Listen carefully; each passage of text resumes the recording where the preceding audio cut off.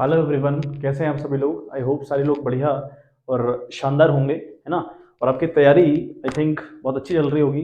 काफ़ी हद तक आप लोगों ने तैयार कर दिया होगा मामला। तो कोशिश करिएगा कि अभी 15 से 20 तारीख तक आपका लगभग सारा मैटर तैयार हो जाए। फिर आपके एग्जाम भी आने वाले हैं ना, एग्जाम ऑलमोस्ट आ ही चुके हैं। तो किसी के शायद 15 से स्टार्ट होंगे, किसी के 20 से स्टार्ट होंगे। हाँ, तो वो आपके सब्जेक्ट वेरिएंट की बात है, सब्जेक्ट टू सब्जेक्ट वेरी करता है। तो क्या आपके पास सब्जेक्ट है, उस हिसाब से आपके एग्जाम लगभग 20 से चालू हो जाएंगे। तो कोशिश करिएगा कि तब तक का आपका सिलेबस पूरा हो जाए, जो रिवीजन सीरीज आपकी चल रही है वो खत्म हो जाए, है ना। तो रेशियो के ऊपर हम लोग बात कर रहे थे। तो हमने रेशियो की कुछ शॉर्टकट ट्रिक सीखी थी कि how to learn the ratios, ratio को रन कैसे करना है, कौन कौन से कैटेगरी के अंदर कौन कौन से रेशियो आए, तो उनके ऊपर हम लोगों ने बात कर ली। आई होप आपने वीडियो देखी हो और होप सो आपको अच्छी लगी हो वीडियो। तो आज हम कुछ क्वेश्चंस के ऊपर बात करने वाले हैं। लगभग 10 क्वेश्चन फिलहाल मैंने आपके लिए तैयार किए, जो अलग अलग वैरायटी के क्वेश्चन है, अलग अलग टेक्निक वाले क्वेश्चन है। तो 10 क्वेश्चन हम लोगों ने तैयार कर रखे हैं। उन 10 क्वेश्चन को हम देखें कितनी वीडियो में डिवाइड कर पाते हैं। कोशिश करेंगे 3-4 वीडियो में हो पाए। पूरी कोशिश रहेगी वो 4 से 5 वीडियो में समाप्त हो जाए पूरा मामला। बट फिर भी अगर ना हो पाए तो फिर एक आध वीडियो शायद बढ़ा के डालनी पड़े। तो ये पूरा मामला रहेगा। और इसकी जो पीडीएफ है ना, तो जो 10 क्वेश्चन मैंने तैयार किए हैं, उन क्वेश्चन की पीडीएफ आपको टेलीग्राम के चैनल पर अवेलेबल हो जाएगी। टेलीग्राम का चैनल हमारा विद द सेम नेम है, कॉमर्स नॉलेज सेंटर। आप वहाँ पे सर्च करिए, टेलीग्राम पे आपको मिल जाएगा। अगर नहीं मिलता तो यूट्यूब का जो चैनल हमारा है, उसके अबाउट वाले सेक्शन में टेलीग्राम का लिंक अवेलेबल है, उस लिंक पर क्लिक करें। और आप जितने भी नोट्स हैं, है ना, वो आपको अवेलेबल करवाए जाएंगे। एग्जाम के टाइम पर जब 4 से 5 दिन का गैप रहेगा तो हम स्पेशल नोट्स के ऊपर बात करेंगे। तो वो नोट्स आपको मिलेंगे टेलीग्राम के चैनल पर। तो आप एक बार ज्वाइन कर लें चैनल, तो इम्पोर्टेंट हुआ, क्योंकि चैनल की सारी जानकारी उसी में अवेलेबल रहेगी और वो सारे नोट्स अवेलेबल रहेंगे। तो आप कोशिश करिएगा कि उसको ज्वाइन करने की। चलिए हम लोग आज का सेशन स्टार्ट करते हैं। ठीक है, देखें क्वेश्चन आप लोगों को फ्लैश हो चुका है। क्वेश्चन कहता है, क्वेश्चन हमारे पास देखें आप, क्वेश्चन कहता है हमसे फ्रॉम द फॉलोइंग इन्फॉर्मेशन, है ना, from the following information compute debt to equity ratio and current ratio. Right, हमें करेंट रेशियो और इक्विटी रेशियो निकालना है, मतलब डेट टू इक्विटी रेशियो हम लोग को निकालना है और करंट रेशियो के ऊपर बात करनी है। लॉन्ग टर्म बोरिंग हम लोग को दे रखा है, करंट लाइबिलिटीज हम लोग को दे रखी है, 50,000 रुपए की इन्वेंट्री है, प्रीपेड एक्सपेंसेस हैं, नॉन करंट एसेट्स हैं और करंट एसेट्स हैं। तो हम लोग बात कर लेते हैं कि कैसे इस क्वेश्चन को सॉल्व आउट करना है, कैसे इसका आंसर निकालना है। ठीक है बात, देखिए बच्चे, तो हमारे पास इन्फॉर्मेशन अवेलेबल है। लॉन्ग टर्म बोरिंग हम लोग को दे रखा है 3 लाख रुपए का, current liability 50,000, inventory 6,000, prepaid expenses 4,000, non current assets 3,60,000, current assets 90,000 रुपए। अब हमें करना क्या है, तो first thing which you have to find out that is debt to equity ratio. हम लोग को डेट टू इक्विटी निकालनी है। डेट टू इक्विटी रेशियो का फॉर्मूला क्या हो बच्चे, डेट आपका ऊपर आएगा और इक्विटी आपका नीचे। ठीक है, डेट अपॉन इक्विटी हो जाएगा फॉर्मूला। डेट से मतलब अगर जहां पे आपको डेट देखने को मिले ना, डेट का मतलब होता है long term bore, long term debt से मतलब है ना। लॉन्ग टर्म जो डेट होंगे उनकी बात हम कर लेंगे डेट के ऊपर। इक्विटी का क्या मतलब हुआ, अब देखें इक्विटी की अगर हम बात करें ना, इक्विटी का क्या मतलब होता है अल्टीमेटली, इक्विटी का मतलब हुआ शेयर होल्डर्स फंड। इसका मतलब हुआ शेयर होल्डर्स फंड। ठीक है बात, मैं लिख दे रहा हूँ, शेयर होल्डर फंड इसका मतलब हुआ, इक्विटी का मतलब शेयर होल्डर फंड। अब इसको निकालने की एक टेक्निक हमारे पास है, मैं इस वीडियो में डिस्कस कर दे रहा हूँ। अब जहाँ भी इक्विटी और इक्विटी के रिगार्डिंग क्वेश्चन रहेंगे तो वहाँ बार बार आपको बताया नहीं जाएगा। इस वीडियो को ध्यान से सुनिएगा, अच्छे से रिग्रेस उसकी प्रैक्टिस कर लीजिएगा। ठीक है, इक्विटी को निकालने के देखो बच्चे 3 तरीके हैं। अगर हम बात करें ना इक्विटी का क्या मतलब है, देखो सबसे पहले तो हम इक्विटी का मतलब समझें। इक्विटी का मतलब हुआ, एक तो आपका शेयर कैपिटल हुआ। ठीक है बात, शेयर कैपिटल आपकी हुई, इक्विटी में शेयर कैपिटल आएगी आपकी। देन हम बात करें, आपका आएगा सिक्योरिटीज प्रीमियम रिजर्व, है ना, जो एसपीआर हम लोग कहते हैं शॉर्ट में। शेयर कैपिटल आएगी, सिक्योरिटीज प्रीमियम आएगा हमारा। उसके बाद हम बात करें तो रिजर्व एंड सरप्लस, हमारे जितने भी रिजर्व एंड सरप्लस रहेंगे, फॉर एग्जांपल जीआर हमारा हो गया, डब्ल्यूसीआर हो गया, कोई भी अगर हमारे पास अल्टीमेट लेवल पर रिजर्व है तो वो यहाँ पर आएगा। और अगर कंपनी को प्रॉफिट हो तो प्रॉफिट प्लस होगा बच्चे, है ना। और अगर कंपनी को लॉस हुआ है तो लॉस आपका माइनस हो जाएगा अल्टीमेट लेवल पर। ये इक्विटी का फॉर्मूला होगा। इक्विटी निकालने का ये शानदार तरीका है कि इक्विटी इस तरीके से आप लोग निकालेगा, है ना, जहां पर हम लोग शेयर कैपिटल ले लेंगे, इक्विटी और प्रेफरेंस शेयर कैपिटल, है ना, सिक्योरिटीज प्रीमियम हम लोग ले लेंगे, जनरल रिजर्व हम लोग ले लेंगे, जितने भी रिजर्व होंगे, है ना, दुनिया भर के जितने भी रिजर्व वो लेंगे आप। अगर आपको प्रॉफिट हुआ है, अगर आपको सरप्लस दिया है क्वेश्चन के अंदर तो प्रॉफिट को ऐड करेंगे, अगर आपको लॉस दिया तो आप लॉस माइनस करेंगे। ये हुई आपकी एक अप्रोच। ठीक है, इक्विटी का ये बता अल्टीमेट मतलब ये हुआ इक्विटी का। इक्विटी मतलब share holder fund. Share holder fund में जो जो भी चीजें आती है ना, share capital, securities premium, general reserve, profit and loss, जितनी भी चीजें हैं वो सारी आपकी यहाँ पर आ जाएंगी। ठीक है बात। तो ये इसे हम कह सकते हैं लाइबिलिटी साइड अप्रोच, है ना। ये लाइबिलिटी साइड अप्रोच इसको हम बोलते हैं, है ना, इसको हम बोलते हैं बच्चे लाइबिलिटी साइड अप्रोच। ठीक है बात, लाइबिलिटी साइड अप्रोच। ठीक है बात। अब क्या मतलब है लाइबिलिटी साइड अप्रोच का, देखें अगर हम बैलेंस शीट की बात ऊपर बात कर लेना, हल्के से एक बैलेंस शीट के ऊपर अगर हम बात करें तो ये आपकी लाइबिलिटी हो गई। तो यहाँ पर आपको लगता है सबसे पहले शेयर कैपिटल, है ना, शेयर कैपिटल की हम लोग बात कर लेते हैं, रिजर्व एंड सरप्लस की बात कर लेते हैं, तो इनको ऐड करके इक्विटी बनती है, एक बात कहा। अच्छा, अगर हम एसेट्स की जानकारी हम लोग को अवेलेबल हो तब हम क्या करेंगे भाई, अगर हमारे पास ये हो ही ना, अगर हमारे शेयर कैपिटल क्वेश्चन में साफ साफ गिवन ना हो, सिक्योरिटीज प्रीमियम गिवन ना हो, जनरल रिजर्व गिवन ना हो, प्रॉफिट की बात ना कही हो, लॉस की बात ना कही हो, तब इक्विटी कैसे निकलेगा भाई। तो देखें आप यहाँ पर आपको कहीं नहीं दिख रहा होगा, यहाँ पर कहीं आपको ये चीजें नहीं दिख रही हैं, जबकि एक अप्रोच है ये, है ना, इक्विटी निकालने की अप्रोच। शेयर कैपिटल जितनी भी कैपिटल है, एसपीआर है, जीआर है, प्रॉफिट है, लॉस है, इन सबको देखिए आपकी इक्विटी निकल सकती है। अच्छा, अब दूसरा मेथड क्या हुआ, अगर हम जाएं एसेट साइड अप्रोच में, वहां पर इक्विटी भाई कैसे निकालें, वहां पर इक्विटी कैसे निकालें। देखें आप यहाँ पर एसेट साइड आपके पास क्या होगा, एक तो करंट एसेट्स होंगी, यस और नो, आपके पास करंट एसेट्स होंगी, ऐसे ही आपके पास नॉन करंट एसेट्स भी होंगी, यही दो चीज तो होंगी इस साइड, एक तो करंट एसेट्स होंगे, नॉन करंट एसेट्स होंगी। यहाँ पर आपके पास क्या होगा, आपके पास यहाँ पर एक शेयर होल्डर फंड करके बना होगा मामला, है ना। यहाँ पर आप देखें एक शेयर कैपिटल आपके पास होगी, बाकी उस शेयर होल्डर फंड के नीचे जो शेयर कैपिटल आती है, रिजर्व एंड सरप्लस, सारा तामझाम यहाँ पर रहा होगा, है ना। यहाँ पर एक हेड और होगा, रिजर्व एंड सरप्लस। ठीक है बात, थोड़ा बैलेंस शीट याद करें आप, शेयर कैपिटल होगी, रिजर्व एंड सरप्लस होगा, उसके बाद आपकी लॉन्ग टर्म लाइबिलिटीज होंगी, है ना, एक आपकी होंगी लॉन्ग टर्म लाइबिलिटीज, एक आपकी होंगी शॉर्ट टर्म लाइबिलिटीज, जिन्हें हम करंट और फिक्स भी कह देते हैं। अब देखें आप, ठीक है, अब हमें चाहिए इक्विटी और हमें इंफॉर्मेशन इतनी गिवन है, तो हम क्या करें, करंट एसेट्स को लें, नॉन करंट एसेट्स को लें, ये जो बैलेंस यहाँ पर आया, जो बैलेंस यहाँ इन दोनों को जोड़कर आ रहा होगा, उस बैलेंस में से हम लोग शॉर्ट टर्म लाइबिलिटी और लॉन्ग टर्म लाइबिलिटी इनको लेस कर दें, तो हम तब भी इक्विटी के पास पहुंच जाते हैं। बिल्कुल सिंपल सा फंडा हुआ है, नहीं, बैलेंस शीट का ये फॉर्मेट, एसेट साइड हम आए, हमने करंट एसेट्स और नॉन करंट एसेट्स को जोड़ा, उनमें से हमने यहाँ पे शॉर्ट टर्म जो लाइबिलिटीज हैं और जो लॉन्ग टर्म लाइबिलिटीज हैं उनको लेस कर दिया, तब भी हम इक्विटी के पास पहुंच सकते हैं, क्योंकि इक्विटी का अल्टीमेट मतलब क्या है, share capital, SPR, GR, profit and loss, ultimately हम वहीं पहुंच रहे हैं, है ना। एक आपकी अप्रोच बच्चे ये भी हुई, ठीक है, ये अप्रोच भी अपने आप में इंपॉर्टेंट है, ठीक बात, ठीक है। देखें आप एक बार, तो यहाँ पर क्या करेंगे हम लोग, current assets plus non current assets, है ना, नॉन करंट एसेट्स को ऐड कर लेंगे, ठीक बात। हम करंट एसेट्स और नॉन करंट एसेट्स को ऐड करने के बाद माइनस करेंगे बच्चे, माइनस करेंगे करंट लाइबिलिटी और, है ना, माइनस करेंगे करंट लाइबिलिटी और फिक्स लाइबिलिटी, ठीक है बात, जिसको हम नॉन करंट लाइबिलिटी भी कहते हैं, तब भी हम आपकी इक्विटी के पास पहुंच सकते हैं। आई होप आपको बात बिल्कुल क्लियर हो गई होगी। तो ये दो अप्रोच आपके पास है बच्चे, ये आपको अप्रोच बहुत इंपॉर्टेंट है, आनी चाहिए, ठीक है।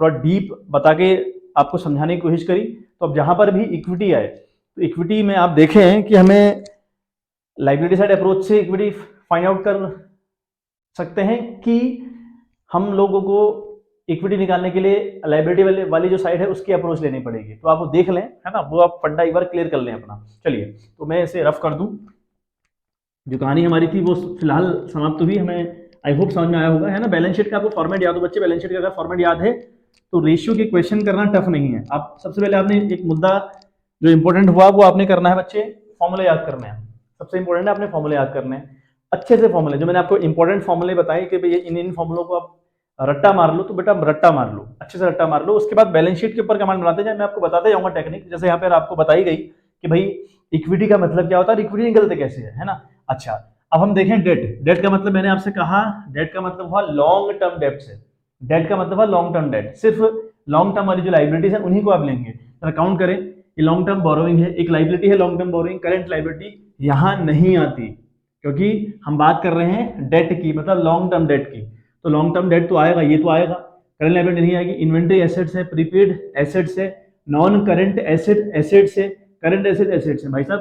तो ये सिर्फ और सिर्फ एक लाइबिलिटीज के अंदर है जो कि लॉन्ग टर्म है, वो आपकी है ना डेट। तो ये आ गया बेटा, यहाँ तो आ गया 3 लाख रुपए। आई होप बात समझ में आ गई होगी, यहाँ तो 3 लाख आ गया। अब इक्विटी कैसे निकाले भाई, इक्विटी के लिए हमें बताया भाई दो अप्रोच है, या तो लाइबिलिटी साइड अप्रोच है। लाइबिलिटी साइड अप्रोच में क्या है बच्चे, शेयर कैपिटल लो, रिजर्व एंड सरप्लस लो, जिसमें जीआर, एसपीआर सारी चीजें आती हैं, और प्रॉफिट है तो उसे ऐड करो, अगर लॉस है उसे माइनस करो। अगर वो आपके पास गिवन नहीं है तो फिर एसेट साइड से आ जाओ। मैंने क्या कहा था, फॉर्मूला मैंने क्या बताया था कि जो करंट एसेट्स हैं उसमें प्लस करो नॉन करंट एसेट्स, उसमें प्लस करो नॉन करेंट एसेट्स, माइनस करो क्या, करेंट लाइबिलिटी प्लस, है ना, current liability plus fix liability, जैसे नॉन करेंट लाइबिलिटी भी कहते हैं, उसे आप माइनस कर दो। अब यहाँ जब देखो तो ये अप्रोच हुई एसेट साइड से, तो यहाँ सारी अप्रोच आपको एसेट साइड वाली दे रखी है। अब देखें करंट एसेट्स हमारे पास क्या है भाई, 90,000, वो हमने लिखी, ठीक है बात। नॉन करंट एसेट्स भाई हमारे पास क्या दिया है, 3,60,000 रुपए, ये भी लिखा, 3,60,000 रुपए ये लिखा बच्चे, माइनस करा क्या, करेंट लाइबिलिटी हमारे पास कितनी है बच्चे, 50,000 रुपए है, ओके। फिक्स कितना हमारे पास है, मतलब लॉन्ग टर्म कितना है, 3 लाख रुपए भाई, ये हमने किया, है ना। तो अल्टीमेट लेवल पर हमारा ये 360 और 90, 40 4 50, ये हुआ आपका 4,50,000 रुपए, माइनस यहाँ पर हुआ 3,50,000 रुपए, है ना। ये आपका हुआ 3,50,000 रुपए, अल्टीमेट लेवल पर आया 1 लाख रुपए, ठीक है बात। हमारी 1 लाख रुपए बन गई इक्विटी, है ना, और हमें इक्विटी चाहिए, तो हमने यहाँ 1 लाख रुपए यहाँ रख दिया बच्चे। तो 1 से अल्टीमेट से काटा तो ये आया आपका 3:1, है ना। तुम्हारा आंसर आया बच्चे 3:1। होपफुली क्वेश्चन बहुत अच्छे से क्लियर हुआ होगा। क्वेश्चन बढ़िया क्वेश्चन था, और ये इसमें एक जानदार चीज थी, इक्विटी कैसे निकलती है। मतलब मेरा ध्येय आपको क्वेश्चन कराने का नहीं है कि क्वेश्चन आपको सॉल्व करवा दिया जाए, आपको टेक्निक बतानी है ना। आप मेरी टेक्निक पर डालें और ऐसी कोशिश मैं करूंगा कि आपका सारा मामला बड़े अच्छे से क्लियर हो, है ना, आपको शानदार तरीके से समझ में आए और ट्रिक आपको समझ में आए, क्योंकि इंपॉर्टेंट हुई ट्रिक बेटा। तो अगर ट्रिक आपको समझ में नहीं आएगी फिर आपका सारा मामला बिगड़ जाएगा। तो आपको अल्टीमेट लेवल पर सबसे इंपॉर्टेंट हुई कि आपको ट्रिक आनी चाहिए। चलिए, तो ये हमारा निकला। अच्छा, अब बात कर लेते हैं करंट रेशियो के ऊपर। हम बात कर लेते हैं बच्चे करंट रेशियो के ऊपर। मैं यहाँ पे कर दे रहा हूँ करंट रेशियो को। तो करंट रेशियो अगर हम निकालें ना बेटा, तो करंट रेशियो का फॉर्मूला हमें पता होना चाहिए क्या होता है। तो करंट रेशियो का फॉर्मूला हुआ current assets upon current liability, ठीक है। एग्जाम में CACL नहीं लिखना है बेटा, एग्जाम में CACL यूज नहीं करना है ना। मैंने अभी यहाँ पे SPR लिखा था, वहां पर सिक्योरिटीज प्रीमियम लिखना है, रिजर्व अभी हट गया तो हमने सिक्योरिटीज प्रीमियम लिखना है। लेकिन SPR ना लिखें, WCR ना लिखें, है ना, GR ना लिखें, कोशिश करें कि पूरा पूरा वर्ड आप लिखें। तो यहाँ पर तो शॉर्टकट बताया जा रहा है फिलहाल आपको, फटाफट, बहुत ज्यादा लेंथी वीडियो के चक्कर में हम लोग ऐसा करते हैं। तो करंट एसेट और करंट लायबिलिटी हमारा फॉर्मूला होगा करंट रेशियो का, यू नो वेरी वेल। अच्छा, करंट एसेट देखो कितनी है जरा, करंट एसेट आपके 90,000 रुपए है ना, 90,000 का भी करंट एसेट्स है। अच्छा, एक बात मैं आपको बता दूं, आपकी करंट एसेट्स 90,000 रुपए गिवन है, उसके बाद आपको प्रीपेड गिवन है, इन्वेंट्री गिवन है ना, जबकि ये भी आपकी करंट एसेट्स होती हैं। ये क्यों नहीं ली मैंने, ये इसलिए मैंने नहीं ली है, एक मेजर हेड दिया है करंट एसेट्स और उसमें ये बेटा ऐड होंगी। अब यहाँ पर अलग से करंट एसेट दिया है और फिर एक ये दो चीजें दे दी बाहर, इन्वेंट्री और प्रीपेड है भाई, ये भी करंट है अदरवाइज। तो मैं ये मान के चल रहा हूँ कि ये दोनों चीजें इस करंट में इंक्लूड होंगी और होंगी इंक्लूड। अच्छा, अगर ऐसा लिखा होता, यहाँ इन्वेंट्री लिखी होती, यहाँ प्रीपेड एक्सपेंसेस लिखा होता, यहाँ लिखा होता other current liability assets, sorry, अगर लिखा होता अदर करंट एसेट्स, तब मैं इसको यानी तीनों को लेता। क्लियर है बात। तो यहाँ पे सिर्फ 90,000 अपॉन, है ना, करंट एसेट्स तो आपके 90,000 रुपए, लाइबिलिटी की बात करें तो यहाँ दिया है आपको 50,000 रुपए, तो ये आपको दिया बच्चे 50,000 रुपए। तो अल्टीमेट आपके 4 जीरो से 4 जीरो कैंसिल हुए, 9/5 अगर देखें तो अल्टीमेट क्या बन रहा है रेशियो, ये है ना, ये बन रहा है 1.8 और लगभग आपका बन रहा है 1.8 रेशियो 1। तो ये हमारे आंसर्स रहे बच्चे। ये क्वेश्चन सॉल्व हुआ, ठीक है। 4 नंबर का क्वेश्चन आता है रेशियो से, बहुत ज्यादा नंबर से क्वेश्चन आता नहीं है, लेकिन हमें 4 भी हम क्यों छोड़े, है ना, मुद्दा तो ये है कि हम 4 भी क्यों छोड़े। चलिए बात करते हैं नेक्स्ट क्वेश्चन के ऊपर हम लोग। तो क्वेश्चन देखिए आप, लिखा है कि from the details given below calculate inventory turnover ratio and operating ratio. हम लोग को inventory turnover ratio and operating ratio हम लोग को निकालना है बच्चे। तो पहला हमारे पास है इन्वेंट्री, हमारे पास है ओपनिंग 28,000 रुपये, क्लोजिंग इन्वेंट्री हमारे पास है 22,000 रुपये, परचेज है, रेवेन्यू फ्रॉम ऑपरेशन हमको दे रखा है, carriage inward employees benefit expenses and depreciation, ठीक है बात। इतनी इन्फॉर्मेशन हमको गिवन है। With this information we have to calculate inventory turnover ratio and operating, ठीक है, रेशियो। देखिए बच्चे कैसे सॉल्व करना है। तो हमारे पास क्या गिवन है, ऑपरेटिंग इन्वेंट्री हमको गिवन है भाई 28,000 रुपये की है, not operating inventory, I am sorry, that is opening inventory, that is 28,000 हम लोग को ओपनिंग इन्वेंट्री गिवन है। और क्लोजिंग इन्वेंट्री की अगर बात करें वो 22,000 रुपये गिवन है। बात करें परचेजेस की, वो दी है आपकी 40,000। फिर बात करें रेवेन्यू फ्रॉम ऑपरेशन का क्या मतलब होता है, देखो एक वर्ड है ना revenue from operation, revenue from operation का मतलब हुआ नेट सेल, इसका मतलब होता है नेट सेल कितनी हुई, ठीक है बात। तो ये वर्ड में कंफ्यूज मत होइएगा, ये सब 11th की बातें हैं, थोड़ा सा नाम चेंज कर दिया, इतना ही फर्क है, अदरवाइज सारा का सारा मामला 11th का है, ठीक है बात। तो रेवेन्यू फ्रॉम ऑपरेशन हमारे पास 80,000 रुपए है और कैरीज इनवर्ड है हमारे पास 4,000 रुपए, एम्प्लॉइज बेनिफिट एक्सपेंसेस हमारे पास 4,000 रुपए हैं और डेप्रिसिएशन हमारे पास है 2,000 रुपए, ठीक है। तो पहले हमको कहा है क्वेश्चन ने कि क्या निकालो भाई, हम निकालो इन्वेंट्री टर्नओवर रेशियो। टर्नओवर जहां पर भी आएगा ना बच्चे, एक बात याद रखें, जहां पे भी टर्नओवर की बात होगी आपका आंसर टाइम में आने वाला है, आपका आंसर टाइम्स में आता है, ठीक है बात। अच्छा, फॉर्मूला हमारे पास हुआ cost of revenue from operation. Cost of revenue from operation का क्या मतलब होता है बच्चे? इसका मतलब होता है COGS, यानी cost of good sold. Hope so 11th में पढ़ा हो आप लोगों ने। बहुत सारी मैं वही आपसे बात कर रहा हूँ कि ये सारी बातें 11th की हो रही हैं, सारे कॉन्सेप्ट रिलेटेड हैं बिल्कुल 11th के साथ। तो ये COGS का मतलब हुआ कॉस्ट ऑफ गुड सोल्ड, यानी किसी चीज को बनाते बनाते कितना खर्चा आ गया, है ना। मैंने अगर आप देखो एक मार्कर अगर आपने बनाया ना, ये मार्कर बनाते, ये मार्कर मुझे मिला 50 रुपए में। ये मार्केट में ये मार्कर का जो प्राइस है बच्चे वो 50 रुपी है। अब 50 रुपी में बेचा है ना, तो ये कॉस्ट ऑफ गुड सोल्ड थोड़ी है, मतलब इसको बनाते वक्त कोई और खर्चा आया होगा। इसमें तो प्रॉफिट शुद्ध लाभ ऐड करने के बाद मार्केट में इसको बेचा गया है, जबकि हो सकता है कि 50 का था मार्केट में, लेकिन बनते बनते इसको कॉस्ट आया हो 30 रुपए। तो उसी को कहते हैं कि किसी चीज को बनते बनते कितना खर्चा हुआ, यानी बनने बनने तक कितना खर्चा हुआ, उसे कॉस्ट ऑफ गुड सोल्ड कहते हैं। कि एटलीस्ट इतनी की तो बुक ये बिके, इतने की तो ये बिके। अगर मतलब किसी को बनाते बनाते 30 रुपए खर्चा आएगा ना, तो उस 30 रुपए को हम कहेंगे COGS, ये कॉस्ट ऑफ गुड सोल्ड है। वही हमारा cost of revenue from operation होता है। ठीक बात। अब मैं आपको फिर 11th में ले चलूँ। हम 11th में बनाते थे ट्रेडिंग अकाउंट, याद है? हम लोग ट्रेडिंग अकाउंट बनाते थे। इस ट्रेडिंग अकाउंट में हम इस साइड ना, यानी टू साइड, सबसे पहले लिखा करते थे टू ओपनिंग स्टॉक। ठीक है, हम यहाँ पे लिखते थे बेटा टू ओपनिंग स्टॉक। सबसे पहली बात तो हम लिखते थे टू ओपनिंग स्टॉक। उसके बाद क्या? To direct expenses. To direct expenses यानी जितने भी डायरेक्ट वाले खर्चे होते थे। फॉर एग्जांपल आपका वेजेस है, डायरेक्ट खर्चा है ना। फैक्ट्री की लाइटिंग है, वो डायरेक्ट खर्चा है। तो जितने भी आपके खर्चे डायरेक्ट वाले होते हैं, मतलब डायरेक्ट खर्चे क्या हुए?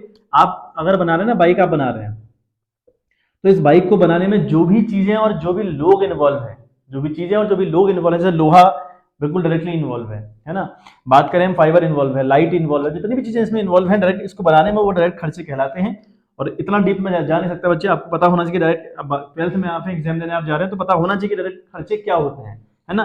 मतलब जो चीजों को बनने में डायरेक्टली लगे हैं वो डायरेक्ट खर्चे हैं, और जो इनडायरेक्ट तरीके से लगे हैं, फॉर एग्जाम्पल आपने पैकेजिंग का खर्चा किया, आपने एडवर्टाइजमेंट करवाया अपनी चीजों का, तो ये तो इनडायरेक्ट खर्चा हुआ ना। मतलब अमिताभ बच्चन साहब आ रहे हैं कि अपना ऐड कर रहे हैं कि भैया बोरोप्लस खरीदो या नवरत्न तेल लगाओ, है ना, वो ऐड कर रहे हैं। तो ये जो ऐड का पैसा कंपनी अमिताभ बच्चन जी को देती होगी, तो ये जो पैसा है ना बच्चे, ये आपका इनडायरेक्ट खर्चा हुआ। कोई बनने में थोड़ी, नवरत्न तेल जब बना तब थोड़ी अमिताभ बच्चन ने कुछ किया था, वो तो बाद में किया, है ना। मतलब बनने के बाद, जो बनने के बाद जो खर्चे हैं वो सारे इनडायरेक्ट हैं, और बनने तक के जो खर्चे हैं वो डायरेक्ट खर्चे हैं, ऐसे याद कर लो। अच्छा, इधर हमारे पास बाय सेल्स एक बार आती थी सेल्स, और यहाँ पर हम लिखते थे बेटा बेटा इधर by side by closing stock, है ना।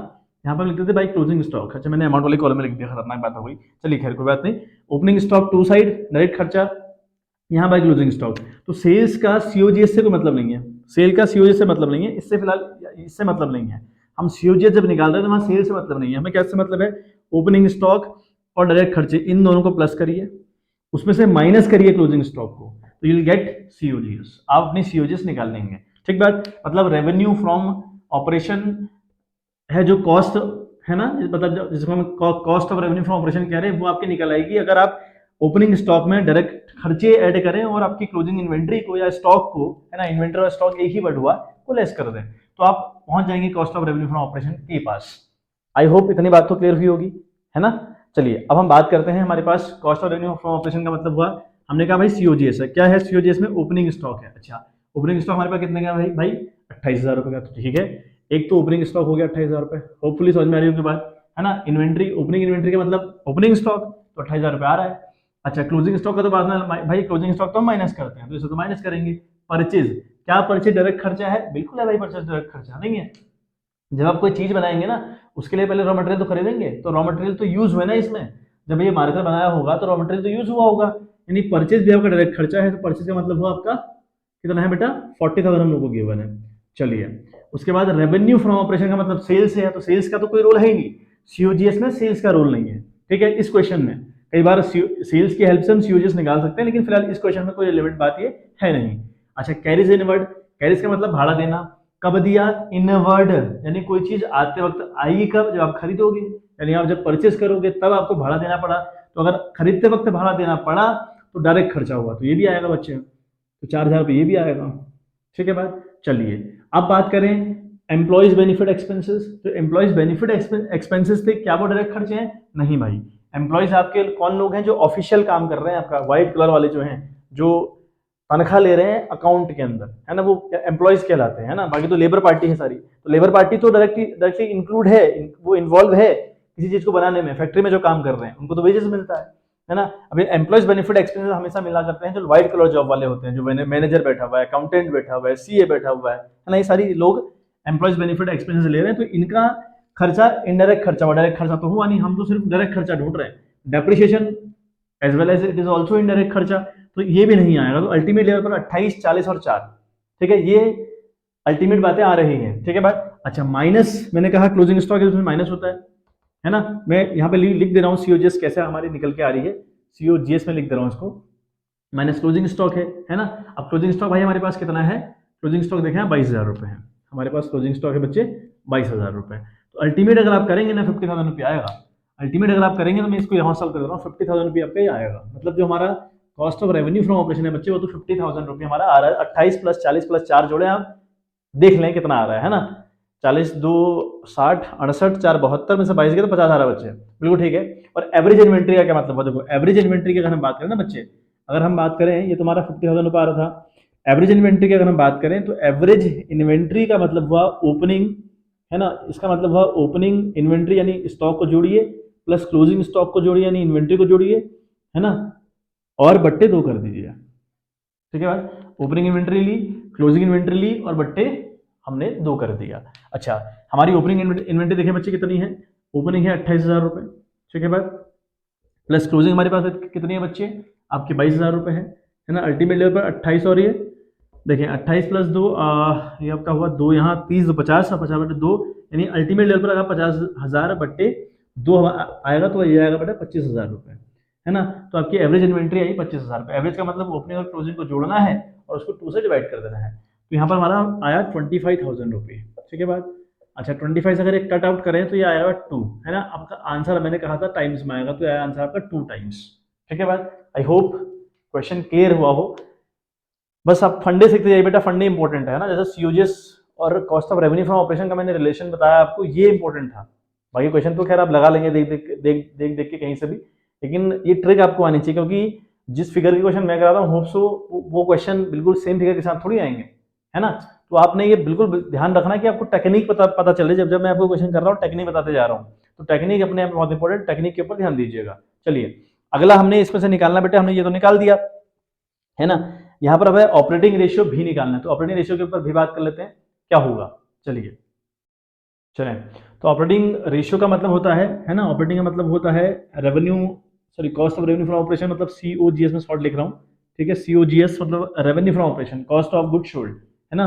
सीओजीएस उल्टा लिख दिया, सॉरी, सीओजीएस मतलब cost of revenue from operation plus operating expenses, plus operating expenses, है ना, ठीक है। ये आपका फॉर्मूला हुआ किसका बच्चे, ऑपरेटिंग कॉस्ट का। अगर हम ऑपरेटिंग कॉस्ट की बात करें तो ऑपरेटिंग कॉस्ट कैसे निकलेगी, तो ऑपरेटिंग कॉस्ट का हम रेशियो निकालने चाह रहे हैं, तो हमारे पास फॉर्मूला हुआ ऑपरेटिंग कॉस्ट, ऑपरेटिंग रेशियो निकालने का सीओजीएस मतलब आपका revenue, cost of revenue from operation, ठीक है, प्लस ऑपरेटिंग एक्सपेंसेस, ठीक है, upon revenue from operation multiply by 100, ठीक है। अपॉन यहाँ पर हम लिखेंगे रेवेन्यू फ्रॉम ऑपरेशन, ठीक है, रेवेन्यू फ्रॉम ऑपरेशन, ठीक है बात, मल्टीप्लाइड बाई 100, ये हमारा फॉर्मूला हुआ ऑपरेटिंग रेशियो का, ठीक है।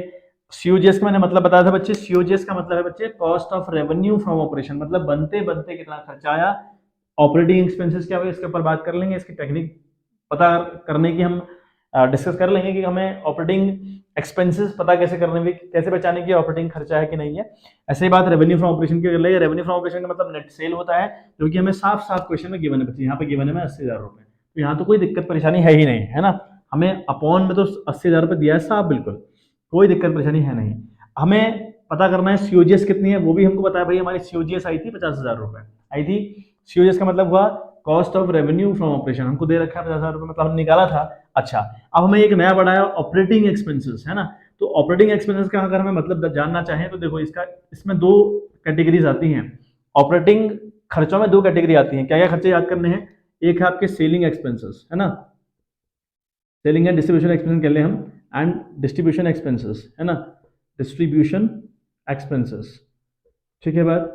और तीसरा हमारे जो दूसरा खर्चा है वो आए एडवर्टाइजमेंट के खर्चे, है ना, एडवर्टाइजमेंट के जो हमारे खर्चे आए वो भी यहीं आएंगे बच्चे, ठीक है। तो 2 टाइप के खर्चे आपके ऑपरेटिंग एक्सपेंसेस के अंदर आते हैं, कौन कौन, सेलिंग एंड डिस्ट्रीब्यूशन एक्सपेंसेस, दूसरा एडमिनिस्ट्रेटिव एक्सपेंसेस, है ना, जो एडवर्टीजमेंट वगैरह के आए, एडमिनिस्ट्रेटिव के जो खर्चे आए, ठीक है बात, तो वो चीजें आती हैं इसके अंदर। मैं आपको देखो एक बारी वर्बली आपको बता दे रहा हूँ कि कौन कौन सी चीजें आती, चाहे तो आप नोट कर लें, ठीक है बच्चों, चाहे तो आप नोट कर लें कि कौन कौन से खर्चे इसके अंदर आते हैं। मैंने कहा एक तो आते हैं सेलिंग एंड डिस्ट्रीब्यूशन एक्सपेंसेस, तो उसके अंदर हम कहें कैरीज आउटवर्ड आपका आएगा, डिस्काउंट अलाउड आपका आएगा, कमीशन अलाउड आपका आएगा, ट्रैवलिंग एक्सपेंसेस आएंगे, है ना, एंटरटेनमेंट एक्सपेंसेस आएंगे, बेड डेप्ट आएंगे। तो इतने तो खर्चे होते हैं सेलिंग एंड डिस्ट्रीब्यूशन वाले खर्चे।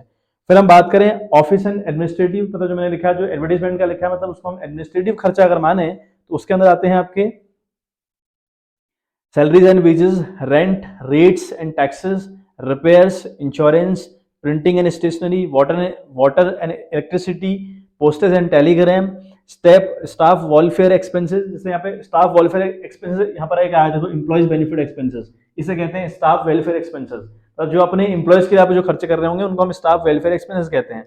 कन्वीनियंस चार्जेस हैं, मिसलेनियस एक्सपेंसेस हैं, डेप्रिसिएशन है ना, ये आपके हुए एडमिनिस्ट्रेटिव एक्सपेंसेस। तो आप एक बार मैंने जो वर्बली आपको बताया कहीं पर नोट कर लें, क्योंकि इंपॉर्टेंट हुआ अपने आप में, आपके काम आएगा, ठीक है बात। चलिए, तो सीओजीएस तो हमको पता है भाई 50,000 रुपए। अच्छा, उसके बाद हमने कहा सेलिंग एंड डिस्ट्रीब्यूशन एक्सपेंसेस और एडमिनिस्ट्रेटिव एक्सपेंसेस ऑपरेटिंग कॉस्ट कहलाते हैं। तो देखें जरा सा, है ना, इन्वर्ट तो हमने ले लिया था, हमारे पास बचा क्या, ये दो चीजें बची हैं बेटा, एम्प्लॉइज बेनिफिट एक्सपेंसेस और डेप्रिसिएशन, ये दोनों आपके ऑपरेटिंग कॉस्ट के अंदर आते हैं, ठीक है। परचेज नहीं, क्लोजिंग स्टॉक नहीं, opening inventory, revenue from operation नहीं, कैरेज इनवर्ट नहीं, लेकिन ये दोनों जो एम्प्लॉइज बेनिफिट एक्सपेंसेस हैं और जो डेप्रिसिएशन आपका 2,000 रुपए हैं, ये दोनों आपके ऑपरेटिंग कॉस्ट के अंदर आते हैं।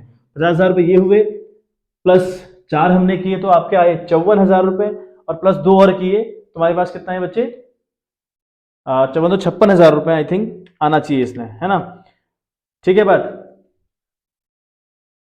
तो ये हमारे आए बच्चे 56,000 रुपए, ठीक है बात। तो आप ये याद रखें कि 56,000 रुपए कैसे आया, और इनटू हम लोग कर लेंगे बच्चे 100। तो 3 जीरो से ये 3 जीरो कैंसिल हुए, इस जीरो से ये जीरो कैंसिल हुआ, 7 8 56, यानी 7 टाइम में कटा 8 से, तो 7 10 70, तो 70% हमारा आंसर आया बच्चे, ठीक है। तो 70% जो प्रॉफिटेबिलिटी रेशियो होते हैं वो हमेशा परसेंटेज के अंदर आते हैं। तो प्रॉफिटेबिलिटी हमने डिस्कस किए थे, प्रॉफिटेबिलिटी के अंदर कौन कौन से रेशियो रहते हैं, उसमें ऑपरेटिंग रेशियो अपने आप में इंपॉर्टेंट था। तो ये हमारा हमेशा परसेंटेज में आएगा बच्चे, हमें याद रखना है, ठीक है बात।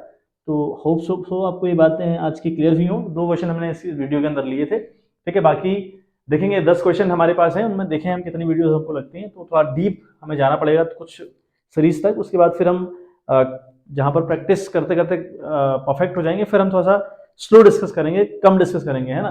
चलिए मिलते हैं आपसे नेक्स्ट वीडियो, तब तक के लिए bye bye, have a good day.